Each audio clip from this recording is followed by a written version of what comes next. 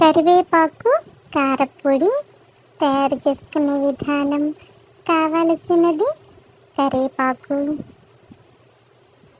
10-12 ఎండుమిరపకాయలు, 1 స్పూను జీలకర్ర, 3 స్పూన్లు ధనియాలు, గుప్పెడు వేరుశనగ గుళ్ళు, 10 వెల్లుల్లి రెబ్బలు, చిన్న నిమ్మకాయ అంత చింతపండు, 2 స్పూన్లు పచ్చిశనగపప్పు.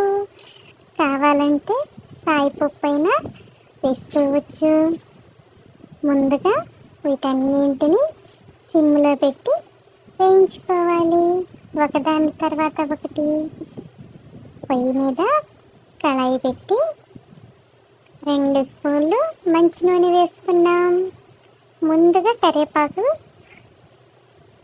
కళాయిలో వేసి సిమ్లో పెట్టి వేయించుకుందాం. 2 కప్పులు కరివేపాకు. కావాలంటే ఇంకా ఎక్కువైనా వేసుకోవచ్చు. చక్కగా సిమ్లో పెట్టి వేయించుకోవాలి. కొంచెం ఆలస్యమైనా సిమ్లో పెట్టి వేయించుకోండి. చూడండి, ఇలా వేగింది కదా. చేతితో పట్టుకుని ఇలా మనం నలిపితే చూడండి చక్కగా పొడిమైపోతుంది. కరివేపాకు చక్కగా వేగింది. తీసి ఒక ప్లేట్లో పెట్టుకుని చల్లారనివ్వాలి. ఇప్పుడు అదే కళాయిలో ఇంకొక స్పూను మంచి నూనె వేసుకుని ఎండుమిరపకాయలు కూడా వేసుకుని సిమ్లో పెట్టి వేయించుకోవాలి. పెద్ద సగమేద మాడిపోతాయి. సిమ్లో పెట్టుకుని చక్కగా వేయించుకుంటే కారపొడి బాగుంటుంది.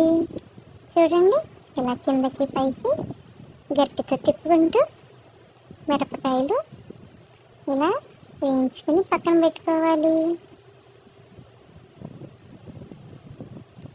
ఇప్పుడు అదే కళాయిలో ఒక గుప్పుడు వేరుశనగ గుళ్ళు వేసుకుని వీటిని కూడా సిమ్లో పెట్టి వేయించుకోవాలి.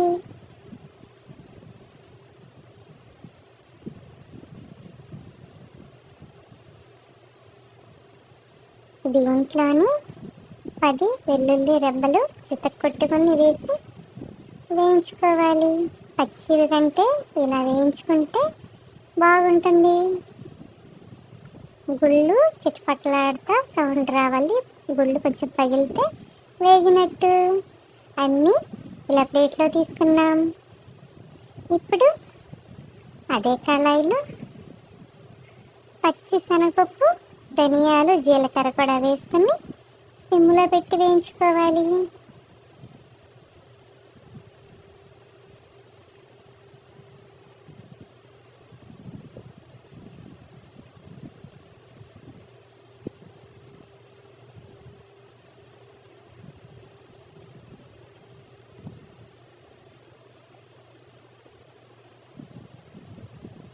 పప్పులు కూడా ఇలా చక్కగా వేగిపోయినాయి కదా. వీటిని ఒక ప్లేట్లో తీసుకుని చల్లారినాక కొంచెం సాల్ట్ వేసుకుని మిక్సీ పట్టుకోవాలి. ముందుగా ఎండుమిరపకాయలు మిక్సీ పట్టుకుని తర్వాత ఈ పప్పులు కూడా వేసి మిక్సీ పట్టుకోవాలి.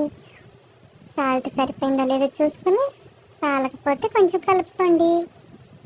ఇప్పుడు దీంట్లో ముందుగా వేయించుకున్న కరివేపాకు, చింతపండు కూడా వేసి మిక్సీ పట్టుకుంటామేను. చూడండి, కరివేపాకు కారపొడి.